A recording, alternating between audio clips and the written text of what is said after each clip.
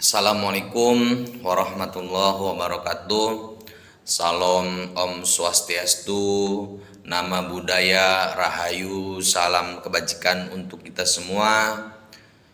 Izin memperkenalkan diri, nama saya Hutomatul Husna, NIM 211273. Di sini saya akan menganalisa tugas untuk memenuhi ujian tengah semester mata kuliah Hukum Humaniter Internasional. Dosen pengampu Ibu Rohaini SHMH. Di sini saya akan menganalisa kasus. Jadi kasus ini menggunakan metode yaitu yuridis normatif. Metode pengumpulan data dilakukan dengan jalan studi penelitian kepustakaan Libari Stresar. Hasil dan pembahasan pada Konvensi Jenewa III tahun 1949 ini, walaupun demikian apabila negara itu gagal dalam menerapkan ketentuan-ketentuan dalam suatu hal yang penting, maka setelah pemberitahuan tentang hal tersebut oleh negara pelindung, negara yang memindahkan tawanan perang itu harus mengambil tindakan-tindakan efektif untuk memperbaiki keadaan atau harus meminta pengambilan dari tawanan perang itu.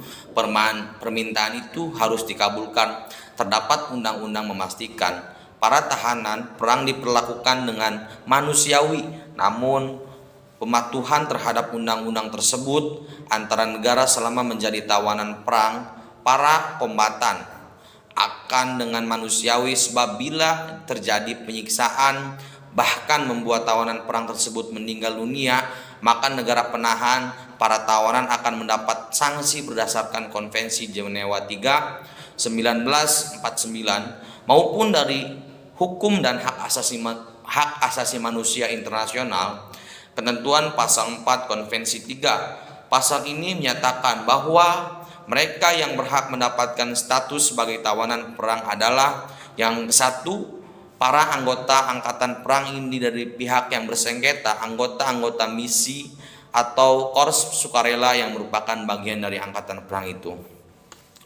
Para anggota misinya termasuk gerakan perlawanan diorganisasikan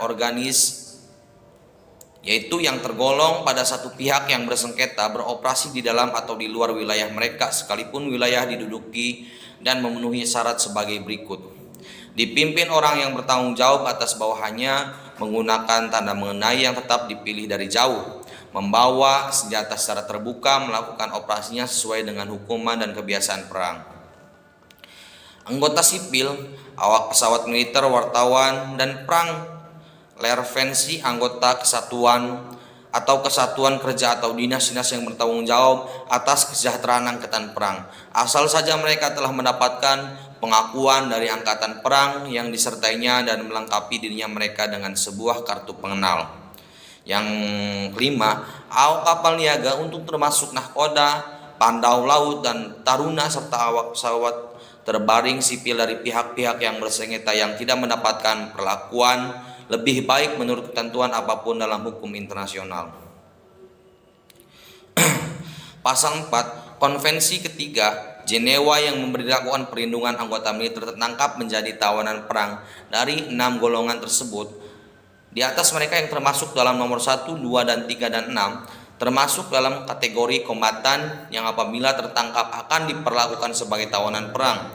Sedangkan mereka yang termasuk dalam nomor 4 dan nomor 5 walaupun termasuk dalam kategori sipil, namun apabila mereka ditangkap oleh pihak musuh, mereka juga berhak untuk diperlakukan sebagai tawanan perang. Tindakan-tindakan berikut dilarang, akan tetapi dilarang dan dilakukan terhadap orang-orang tersebut di atas pada waktu tempur apapun juga. Yang pertama, ada tindakan kekerasan atas jiwa dan raga, terutama setiap macam pembunuhan, penyekapan, perlakuan, dan penganiayaan. Yang kedua yaitu penyanderaan.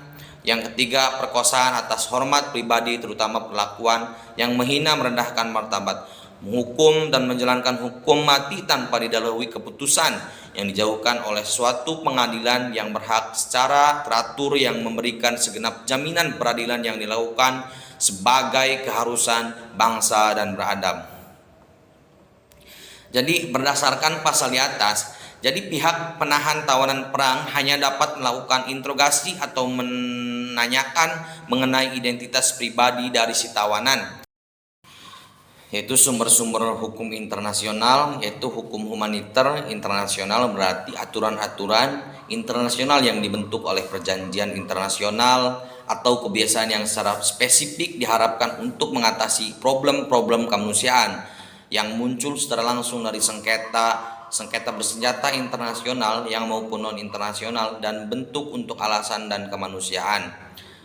Membatasi hak dari pihak-pihak yang berkonflik untuk menggunakan metode dan alat-alat perang pilihan mereka atau untuk melindungi orang-orang dan harta milik mereka yang mungkin terkena dampak konflik. Perkembangan hukum perang menjadi hukum sengketa bersenjata dan kemudian menjadi hukum humaniter sebenarnya tidak terlepas dari tujuan yang hendak dicapai oleh hukum humaniter tersebut.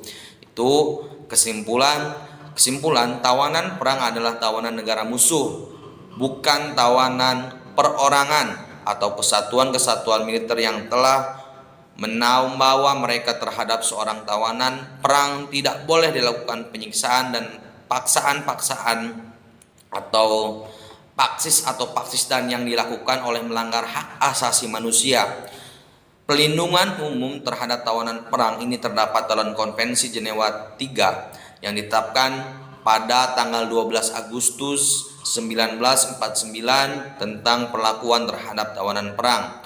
Konvensi Jenewa III 1949 melaksanakan ketentuan-ketentuan penegak hukum seperti yang diatur dalam konvensi dan memberi sanksi pidana kepada pelaku pelanggaran konvensi, mencari dan mengadili orang-orang yang melakukan atau memerintahkan untuk melakukan pelanggaran dengan tindakan memandang kebangsaan, dan untuk memberantas segala perbuatan yang bertanggung jawab dengan konvensi sesuai dengan Statut Roma yang mengatur tentang kejahatan internasional. Baik, hanya itu yang bisa saya sampaikan. Wallahu a'lam bishawab. Assalamualaikum warahmatullahi wabarakatuh.